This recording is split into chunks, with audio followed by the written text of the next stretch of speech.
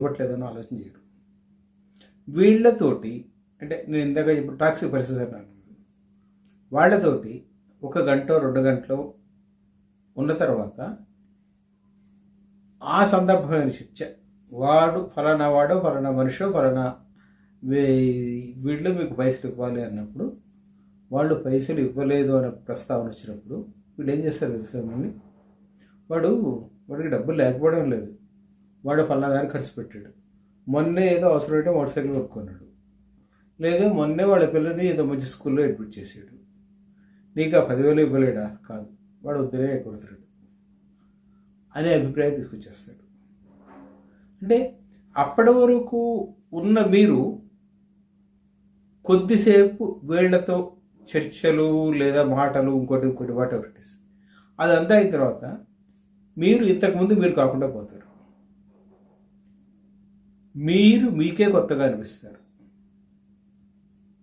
ఇదేమిటి నిజమేమో వీడు చెప్పేది, అవును మోటార్ సైకిల్ కొనుక్కున్నాడు దానికి పైసలు వచ్చాయి, లేదా వాళ్ళ పిల్లాడినో మనవాడినో స్కూల్లో అడ్మిట్ చేశాడు దానికి పైసలు వచ్చాయి, దానికి 1,00,000 కట్టారట, మోటార్ సైకిల్ 70,000 40,000 ఇచ్చి తీసుకున్నారట, మరి మనకి వాసిన 10,000 ఎందుకు ఇవ్వలేదు అంటే వీడు కావాలనే చేస్తున్నాడు. ఈ అభిప్రాయం తీసుకొచ్చి నిజంగా అప్పటివరకు వాళ్ళ మీద మీకు సాఫ్ట్ కార్నర్ని రూయిన్ అవుతుంది.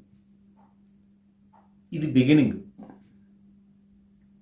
ఆ తర్వాత నుంచి ఏమవుతుందంటే మీరు వాళ్ళని ప్రతి సందర్భంలో సందేహాస్పదంగానే చూడబోతారు. అది బయట వాళ్ళు ఒక్కడితో ఆగిపోదు. అంటే మీ దృక్కోణం మారింది. అంతకు ముందు కాని మీరు వేరేలా మారారు కదా, మారినప్పుడు మీ దృక్కోణం మారింది కదా, మీ దృక్కోణం మారిన తర్వాత ఇప్పుడు ఏమవుతుందంటే మీకు మీరు అవును అని చెప్పి మీ పక్క వాళ్ళనే కాదు మీ ఇంట్లో వాళ్ళని కూడా, ఆ ఇంట్లో వాళ్ళు మళ్ళీ అగైన్ ఇంతకుముందు చాలా సందర్భాల్లో చెప్పుకున్నట్టు భార్య కొడుక కూతుర అత్త మామ దిద్దు సంబంధం లేదు, వాళ్ళు కూడా అలాగే చూస్తారు. ఎందుకంటే మీరు టాక్సిక్ అయిపోయారు కదా, you become toxic because some person has intoxicated you, not only that,